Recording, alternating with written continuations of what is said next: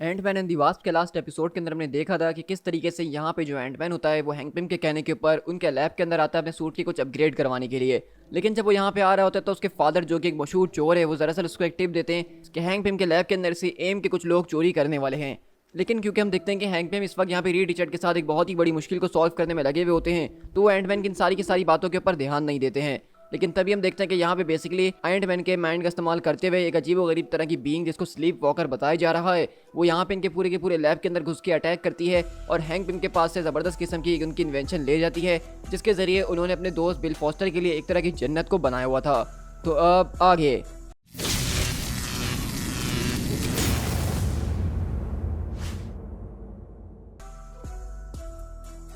तो हमारी कहानी की स्टार्ट होती है बेसिकली एंटमैन के साथ, जहाँ पे वो बताता है कि मुझे लग रहा है मेरे ख्याल से मेरी पूरी की पूरी ज़िंदगी मेरी आंखों के सामने चल रही है। आज तक जो कुछ भी मैं सोचते हुए आया हूँ, आज तक जो कुछ भी मैं देखता हुआ आया हूँ, वो सब मुझे नज़र आ रहा है। ओह, ये तो एलिसन है ना, ये कितनी हॉट हुआ करती थी, ना जाने ये अचानक कहाँ पे गायब हो गई। मुझे हर चीज़ याद आने लग गई जो कि मुझे आज यहाँ तक लेकर आई है कि किस तरीके से मैं ब्रुकस्टोन के एक हाई स्कूल के अंदर पला बड़ा था और उसके बाद मैंने शील्ड को ज्वाइन कर लिया था, और उसके बाद किस तरीके से मैंने एंटमैन सूट को तलाश करा था और उसको लेने के बाद मैं एंटमैन बन गया था, और उसके बाद हैंक पिम ने एके द वास्प ने मुझे यहाँ पे बुलाया था ताकि आज हम कुछ बात वगैरह कर सके। लेकिन मुझे दरअसल तब जाके ये पता चला कि दरअसल यहाँ पे मेरे फादर ने ही मेरे साथ खेलने की कोशिश करी थी और किस तरीके से एम के लोगों ने जो चोरी करवाई थी वो मेरे जरिए करवाई है। और अब न जाने मुझे ऐसा क्यों लग रहा है कि मैं हैंक पिम के साथ एक अजीब व गरीब एल्बम कवर को देख रहा हूँ। तो यहीं से हम देखते हैं कि किस तरह से एंटमैन और वास्प यहाँ पे एक अजीब व गरीब जगह के अंदर मौजूद हैं, जो कि बहुत ही ज़्यादा एक तरह की ड्रीम टाइप की प्लेस लग रही है। तो वहीं से हैंक पिम बताते हैं कि इस जगह को माइंडस्केप कहा जाता है। ये वो पॉकेट यूनिवर्स है जो कि हर एक सेंटिएंट माइंड का जो है बॉर्डरिंग कर रही होती है। तो वहीं से हैंक पिम बताते हैं कि किस तरीके से ये जगह जो है सच में एग्जिस्ट नहीं करती है, बल्कि ये सिर्फ एक दिमाग के अंदर होने वाली जगह है जहाँ पे तुम अक्सर ख्वाब वगैरह देखते हुए चले जाते हो। यहाँ पे हमारा होना फिजिकली वो एक इम्पॉसिबल सी बात है, लेकिन हम यहाँ पे सिर्फ एक ही वजह से और वो इस तरह से कि ऐसा महसूस करवा रहे हैं हम इस जगह के ऊपर कि हमारी जो बॉडी है वो बेसिकली सबकॉन्शियसनेसली यहाँ पे आई है। वैसे मुझे इस बात के ऊपर बिल्कुल भी प्राउड फील नहीं हो रहा है कि जिसने एंटमैन सूट को पहना है, जो कि मेरी आइडेंटिटी को कभी बिलोंग करता था, उसका साइंस के अंदर इतना ज़्यादा कम इंटरेस्ट है। तो वहीं से एंटमैन बोलता है कि तुम अब बस भी करो, कम से कम मैंने तुम्हारी तरह एक गिल्ड सूट तो नहीं पहना हुआ है। तो वहीं से हैंक पिम बोलते हैं कि चलो ठीक है, मैं इस पूरे के पूरे सूट को एडजस्ट कर देता हूँ ताकि कोई नेकेड आई इसको तलाश ना कर सके। उसी तरह हम लोग यहाँ से उसी नेदरलैंड्स के एम वाले बेस के ऊपर शिफ्ट होते हैं, जहाँ पे इनकी जो साइंटिस्ट सुप्रीम है वो यहाँ पे अपने कुछ इन्वेस्टर से बात करते हुए उनको बता रही होती है कि hello primer investors, welcome to M cast. मैं हूँ आपकी host supreme scientist Monica Rapaccini, और आप लोगों का बहुत शुक्रिया कि आप आज हमारी सेल्स को पता करने के लिए हमारे साथ यहाँ पे जुड़े हुए हैं। जैसा कि आपसे वादा किया गया था कि एडवांस आइडिया मैकेनिक्स आपके लिए फ्यूचर लेकर आएगा, और वो आज लेकर आ चुका है। जैसा कि आपकी कंटिन्यूड सपोर्ट एम के साथ जुड़ी हुई थी, आपकी बड़ी बड़ी फंडिंग हमें मिलती रही, तो हमारे पास यहाँ पे यंग माइंड्स मौजूद है जो कि सारे के सारे काम को ज़बरदस्त तरीके से कर रहे हैं। हम एक ऐसी परफेक्ट दुनिया को कल्टीवेट कर रहे हैं जहाँ पे साइंस हर किसी के पास होगी और वो उसके ज़रिए कुछ भी कर सकता है। आज एम जो है बेसिकली एक नया प्रोडक्ट को बनाने की फिनिशिंग टचेस की तरफ जा रही है। ये एक ऐसा प्रोडक्ट है जिसके ज़रिए जो आप आज तक सोचते हुए आए हैं वो आपकी नज़र में सिर्फ एक ख्वाब था, अब वो हकीकत होते हुए आपको नज़र आएगा, क्योंकि हम बहुत जल्द आपको ऑफर करने वाले हैं इमोर्टैलिटी, जो कि इससे पहले किसी ने भी आपको ऑफर करने के बारे में नहीं सोचा होगा। क्योंकि हमारी ज़िंदगी की सबसे बड़ी जो मुश्किल है वो हमारा वक्त होता है। हम इस बात को नहीं जानते कि कब आके मौत हमें गले लगा लेगी और जो हम सारी की सारी मेहनत कर रहे हैं वो वहीं पीछे छोड़ के चले जाएंगे। तो अब अगर आपके पास मैं ऐसा कहूँ कि आपके पास कोई मौत नहीं आने वाली है, आपके लिए कोई मौत नहीं आने वाली है, कोई आर्क एंजल दरवाज़ों के ऊपर खड़ा हुआ आपको जन्नत या दोज़ख की तरफ इशारे करके नहीं भेजने वाला है, बल्कि आप अपनी मर्ज़ी से खुद जब चाहें वहाँ पर जा सकते हैं। और अगर आप इसकी सही कीमत देंगे तो आप अपनी जन्नत खुद ही चुन सकते हैं, और इसके अंदर कोई शक नहीं है, क्योंकि एम ने आपके लिए एक बहुत ही ज़्यादा बढ़िया चीज़ बनाई है, जिस प्रोडक्ट को हमने नाम दिया है your home away from life. और उसकी बिडिंग जो है वो बहुत जल्द शुरू हो जाएगी और बिडिंग अक्सर होती रहेगी, और ये पूरी की पूरी डिवाइसेस के बहुत ही ज़्यादा लिमिटेड पीसीज हमारे पास मौजूद हैं। तो यहाँ से तो आपको अंदाज़ा हो गया होगा कि एम के जो साइंटिस्ट आम तौर पे करते हैं वो बेसिकली वही करने की कोशिश कर रहे हैं कि एक सुपर हीरो टेक्नोलॉजी को उठाया, उसको रिवर्स इंजीनियर करा और यहाँ पे ब्लैक मार्केट के अंदर खतरनाक किस्म के बड़े बड़े अमीर ज़ादों को बेचने के बारे में सोच रहे हैं। तो ऐसा हम एम के साथ पहले भी बहुत बार ऐसा कुछ देखते हुए आ चुके हैं। और हम देखते हैं कि एक लेवल यहाँ पे जब हैंक पिम और वास्प मौजूद होते हैं तो वो सारे के सारे जो इस पूरी की पूरी दुनिया के क्रिएचर्स होते हैं वो उनके ऊपर अटैक वगैरह करना शुरू कर देते हैं और वो दोनों से मुकाबला कर रहे होते हैं। लेकिन वहीं पे हैंक पिम बोलते हैं कि देखो हमें यहाँ पे अपना वक्त बिल्कुल भी बर्बाद नहीं करना है, बल्कि हमें उस पूरे के पूरे ट्रेल को फॉलो करना है जिसके जरिए स्लीप वॉकर इस चीज़ का इस्तेमाल करते हुए हमारे यानी कि तुम्हारे दिमाग तक पहुंची थी। लेकिन वहीं से हम देखते हैं कि यहाँ पे एंटमैन उससे इस बात के पर बहस कर रहा होता है कि जिस तरीके से तुम अपने आप को एक बहुत ही बड़ा आदमी समझते हो, मेरे ख्याल से क्या तुम ये गलत नहीं करते हो? क्या तुम्हें नहीं लगता कि तुम अपने आप को कुछ ज़्यादा ही मानने की कोशिश करते हो? तुम अपने आप को एक गॉड मान रहे हो, वो भी बिना किसी रीज़न के, क्योंकि अगर जब ये बात गॉड को पता चली तो वो उसको बिल्कुल भी पसंद नहीं करेगा। तो वहीं से हैंक पिम बताते हैं कि किस तरीके से मैंने जो है इस दुनिया के अंदर बहुत ज़्यादा अलग अलग चीज़ों को देखा है, चाहे उसमें ज़िंदगी हो, एलियंस हो, ऑल्टरनेट रियलिटीज़ हो, ये एक ऐसी यूनिवर्सेस हो जिनको मैंने अपनी आंखों के सामने बर्थ लेते हुए देखा है। एक ऐसी वंडरफुल अमेजिंग चीज़ है जिनको तुम सोच भी नहीं सकते हो। और मैं सच कहूँ एरिक कि इतनी ज़्यादा चीज़ों को देखने के बाद मेरा साइंस के अंदर विश्वास और भी ज़्यादा मजबूत हो चुका है, और मेरी नज़र में मेरा खुदा सिर्फ एक ही है और वो है साइंस। और मेरे हिसाब से साइंस के अलावा कोई और दुनिया के अंदर चीज़ नहीं है जो कि गॉड है, बल्कि सब कुछ चीज़ साइंस है। तो वहीं से एंटमैन बोलता है कि हाँ, लेकिन तुम तो वैसे भी हरकुलिस और थॉर जैसे लोगों के साथ काम कर चुके हो ना, तो क्या तुम्हें वो भी गॉड्स नहीं लगते हैं? तो हैंक पिम बोलते हैं कि मेरी नज़र में वो सिर्फ एक एक्स्ट्रा डायमेंशनल एलियन हीरोज़ हैं, लाइकली गॉड जिनको हम यहाँ पे कहते हैं, लेकिन मेरी नज़र में गॉड का कोई कॉन्सेप्ट नहीं है। गॉड एग्जिस्ट नहीं करता है, यहाँ पे कोई इटर्नल पीस जो है आपका इंतजार नहीं कर रहा है आपको सोल को ले जाने के लिए। तो एंटमैन बोलता है लेकिन तुम्हें इसके बारे में नहीं पता ना, ये तो तुम जब मरोगे तब जाके तुम्हें पता चलेगा। तो हैंक पिम बोलते हैं कि मुझे अपने बारे में बहुत अच्छे से पता है कि मेरा क्या होगा। तो एंटमैन बोलता है कि तुम काफ़ी ज़्यादा फ्रस्ट्रेटिंग इंसान हो यार, इसी वजह से तुम्हारे एक्शन फिगर्स बहुत ज़्यादा कम बिकते हैं बाकी दूसरे एवेंजर्स के मुकाबले में। क्या मैंने ठीक कहा? उसी तरह हम देखते हैं यहाँ पे बेसिकली अगले पल जब वो यहाँ पे बातें करते हुए आगे बढ़ रहे होते तो हमें यहाँ पे हैंक पिम बताते हैं कि यही वो रास्ता है, यही वो गेटवे है जो कि बेसिकली उस पूरे के पूरे पार्टिकल्स को लीड करते हुए यहाँ पे आ रहा है। और अगले बार हम देखते हैं कि बेसिकली हैंक पिम और वास उस गेटवे का इस्तेमाल करते हुए वहाँ से फौरन बाहर निकलते हैं। और हम देखते हैं कि जिस तरीके से यहाँ पे जो उसके फादर थे यानी कि इसके जरिए स्लीप वॉकर यहाँ पे पहुंची थी वापसी एम की फैसिलिटी के अंदर, इसी तरह सेम उसी गेटवे से यहाँ पे हैंक पिम और वास भी यहाँ पे पहुंच चुके हैं। और एरिक बोलता है क्या तुमने अभी भी ये देखा, अभी अभी हम एक आदमी के फ्रिकिंग हेड से बाहर निकले हैं। तो वहीं से हैंक पिम बोलते हैं तो तुमने इसके अलावा और क्या एक्सपेक्ट करा था, इस वक्त हम एक इंसान के दिमाग के अंदर से तो वहीं से बाहर निकलेंगे ना। तो एंटमैन बोलता है कि आई सपोज वैसे मैं इससे भी ज़्यादा बदतर जगहों से इंसानों के निकल चुका हूँ, तुम जाके लूक केज से पूछना, वो आदमी इसका सच में दिमाग बहुत ज़्यादा ख़राब है। तो वहीं से हैंक पिम बोलते हैं कि ये आदमी जो है ब्रेन डेड हो चुका है, इसको सिर्फ मशीनों के जरिए जिंदा रखा गया है। एम इसका इस्तेमाल करके एक डोरवे बना रही है और स्लीप वॉकर गल का इसके जरिए इस्तेमाल कर रही है जहाँ से वहाँ वो जो जा रखी है। तो वहीं से एंटमैन बोलता है क्या तुम्हें इस बारे में कोई आइडिया है कि इस वक्त हम लोग हैं कहाँ पे? तो वहीं से हैंक पिम बोलते हैं कि मुझे इस बारे में काफ़ी श्योर हूँ कि ये जो है एम की कोई लैब हो सकती है। और अगले पल हम देखते हैं कि बेसिकली यहाँ पे एम के जो सोल्जर्स होते हैं वो फौरन से यहाँ पे आ जाते हैं उनको पकड़ने के लिए। और वहीं से एंटमैन बोलता है कि ज़रा एक मिनट, हम इस बात को जानते हैं कि ऑब्वियसली ये आदमी जो कि इस वक्त यहाँ पे लेटा हुआ है ये एम के लिए काफ़ी ज़्यादा ज़रूरी होगा, वरना वो इस बूढ़े आदमी के ऊपर इतनी मशीनें लगा के अपना वक्त ज़ाया ना करते। इनफैक्ट मैं तो इस बात को कह रहा हूँ कि अगर तुम लोगों ने यहाँ से फौरन अपने हथियार नीचे नहीं डाले तो मैं इसकी वो हालत करूँगा जो कि तुम सोच भी नहीं सकते हो। तुम लोगों को इस वक्त शायद पता नहीं है कि तुम लोग किससे डील कर रहे हो। मैं दिखने में ज़रूर सुपर हीरो टाइप का हूँ, लेकिन अंदर से मैं पूरा का पूरा सुपर विलन हूँ। मे भी तुम्हें इस बारे में भी नहीं पता कि मैं पहले ऑसबॉर्न की टीम के अंदर हुआ करता था, वो भी सबसे बेकार वाली जिसको थंडरबोल्ट्स कहा जाता था, और मैं टास्क मास्टर के साथ दोस्त रह चुका हूँ। तो वहीं से एम के साइंटिस्ट बोलते हैं तो इसका क्या मतलब है, तुम क्या कहना चाहते हो? तो कहता है कि मेरा कहने का मतलब ये है कि तुम अपने अपने हथियार को फौरन से यहाँ पे रखो और अपनी पीठ मोड़ के फौरन यहाँ से पीछे चले जाओ।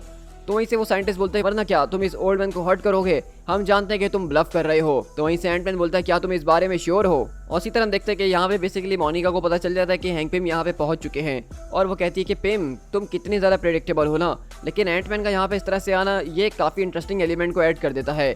और इसी तरह हम देखते हैं कि स्लीप वॉकर यहाँ पे आती है और कहती है कि साइंटिस्ट सुप्रीम, तो वो कहती है कि प्लीज़ एनेस्थीसिया, जैसा कि मैंने तुम्हें कहा था कि मैं तुम्हें बुलाऊंगी।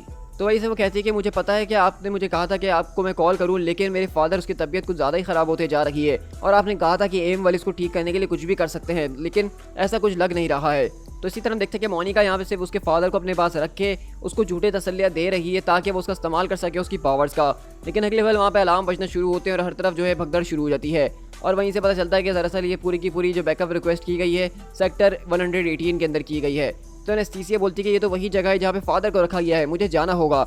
तो वो बोलती है कि नहीं, तुम यहाँ से कहीं नहीं जाने वाली, ये छोटे मोटे लोगों से निपटने के लिए हमारे लोग काफ़ी है, तुम्हें हम इस तरह से यहाँ पे वेस्ट नहीं कर सकते हैं, ना ही कोई रिस्क ले सकते हैं, तो हमारे इस पूरे के पूरे मिशन के अंदर काफ़ी ज़्यादा इंपॉर्टेंट हो। और इसी तरह हम देखते हैं कि यहाँ पे एंटमैन और वास बेसिकली उन सारे के सारे साइंटिस्टों से मुकाबला कर रहे होते हैं ज़बरदस्त तरीके से, क्योंकि वो इतनी जल्दी जो है हार मानने वालों में से है नहीं। तो वहीं से हैंक पिम चिल्लाता है कि एरिक मैं देख रहा हूँ कि तुम्हारी ज़बरदस्त किस्म की कॉम्बैट ट्रेनिंग जो कि तुमने स्टीव रॉजर्स से ली थी वो आज काफ़ी काम आ रही है, लेकिन हमें यहाँ पे आगे बढ़ना होगा क्योंकि हमारे सामने और भी लोग आ रहे हैं। लेकिन इसी तरह हम देखते हैं कि वहाँ पे बहुत ज़्यादा जब लोग आ चुके हो, लेकिन हम देखते हैं कि एंटमैन यहाँ पे जो इन सारे के सारे लोगों को मारने में काफ़ी ज़्यादा मजे ले रहा होता है और वो उनकी बात नहीं सुन रहा होता। तो अगले पल हैंक पिम वहाँ पे अपने साइज को बड़ा करते हैं और सारे के सारे दुश्मनों को एक ही पंच के अंदर निपटा देते हैं। और वहीं से एंटमैन बोलता है कि चलो मेरे ख्याल से तुम्हें इस सामने वाला दरवाज़ा खोल देना चाहिए।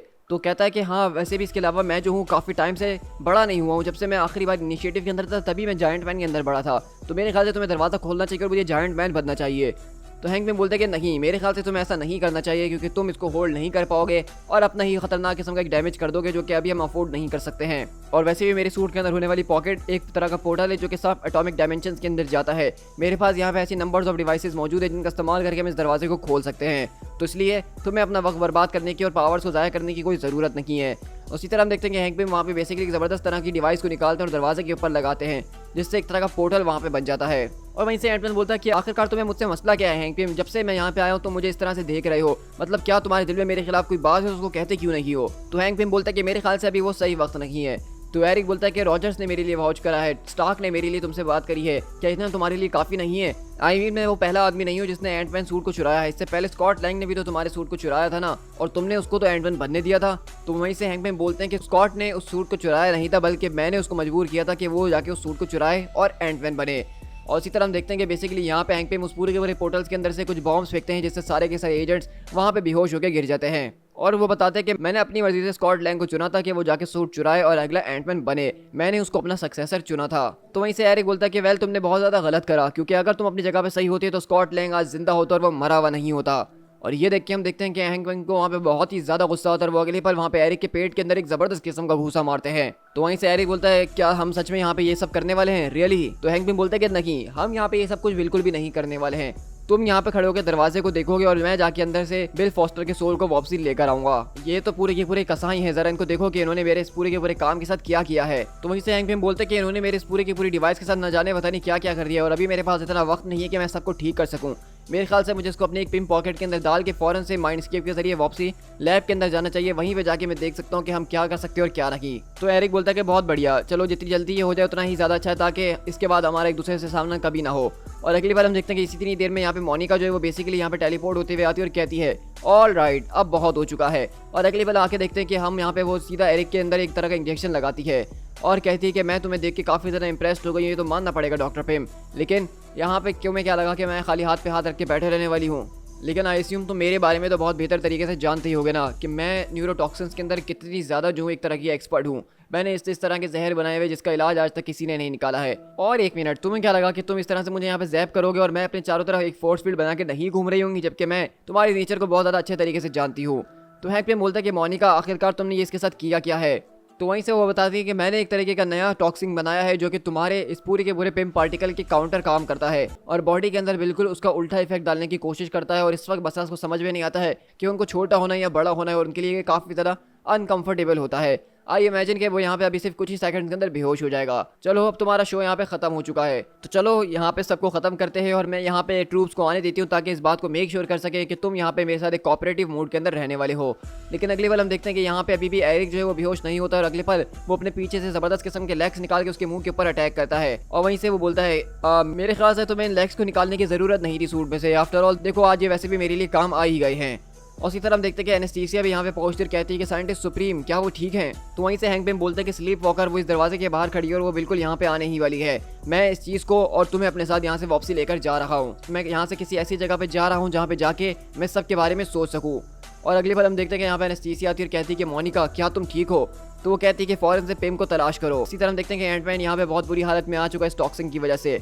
और हैंकमैन बोलते हैं कि मैं इस बात को जानता हूँ, लेकिन मैं इस पूरे के पूरे टॉक्सिन को लोकलाइज करने की कोशिश कर भी लूँ तो ये इम्पॉसिबल सी बात है, क्योंकि मैं इस बात को जानता हूँ कि मोनिका जो है बायोकेमिस्ट्री और टॉक्सिन्स के अंदर मुझसे बहुत ही ज़्यादा आगे है। तो एंटमैन बोलता है ज़रा एक मिनट, क्या तुम सीरियसली इस बात को कह रहे हो कि तुमसे भी कोई ज़्यादा स्मार्टर है और तुम इस बात को मानते हो। ओ क्रैब, इसका तो ये मतलब है कि मैं मरने वाला हूँ। तो हैंकमैन बोलते हैं कि हाँ ये बात सच है कि तुम मरने वाले हो। तो हैंकमैन बोलते हैं कि शायद मैं तुम्हारा इस्तेमाल करके एक तीर से दो शिकार कर सकता हूँ। इस वक्त आई हैव एन हेलो के अंदर मैं इस बारे में नहीं जानता हूँ, क्योंकि इस वक्त मेरी पूरी की पूरी डिवाइस को बहुत बुरी तरीके से डैमेज कर दिया गया है और मैं इस बारे में नहीं जानता हूँ कि बिल वहाँ पे मौजूद है भी कि नहीं। तो मैं यहाँ पे अगर इसको प्रोग्राम करके एक तरह का पैनिक रूम बना दूँ तो सारे के सारे अनडैमेज नोट के बारे में पता चल जाएगा। लेकिन वहाँ पे इस बात का पता लगाने के लिए कि बिल अभी भी मौजूद है कि नहीं, हमें उसको लोकेट करना होगा।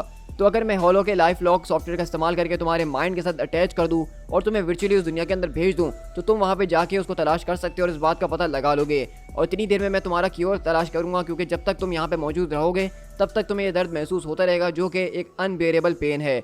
लेकिन जब तुम्हारा माइंड वहाँ पे होगा तो तुम्हें इस बॉडी के पेन को महसूस करने की ज़रूरत नहीं रहने वाली है।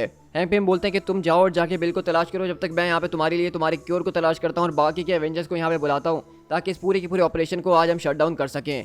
और अगली बार हम देखते हैं कि बेसिकली यहाँ पे हैंक पिम जो इसको डिवाइस के साथ अटैच करके एक तरह के कोमा के अंदर डाल देते हैं, ताकि उसका माइंड यहाँ से डाइवर्ट होकर उस पूरी की पूरी दुनिया के अंदर चले जाए। और कहते हैं कि नो मैटर मैं कितना भी ज़्यादा स्मार्ट क्यों ना हो, लेकिन यहाँ पे सिर्फ एक ही चीज़ है जो कि मैं सर्टिनिटी के साथ कह सकता हूँ, और वो ये है कि हमेशा हैंक पिम भी सही नहीं हो सकता है।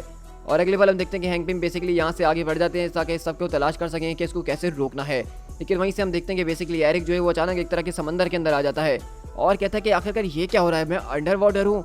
और राइट, मैं तो जन्नत के अंदर हूँ ना इस वक्त, मतलब मुझे सांस लेने की ज़रूरत नहीं है। वैसे ये जगह काफ़ी ज़्यादा बड़ी नज़र आ रही है कि इसका अपना ही एक ओशन मौजूद है, तो मैं सब की शुरुआत कैसे करूँ और मैं बिल को ढूंढूंगा कैसे, जो कि एक छोटा सा आदमी इस बड़ी सी दुनिया के अंदर।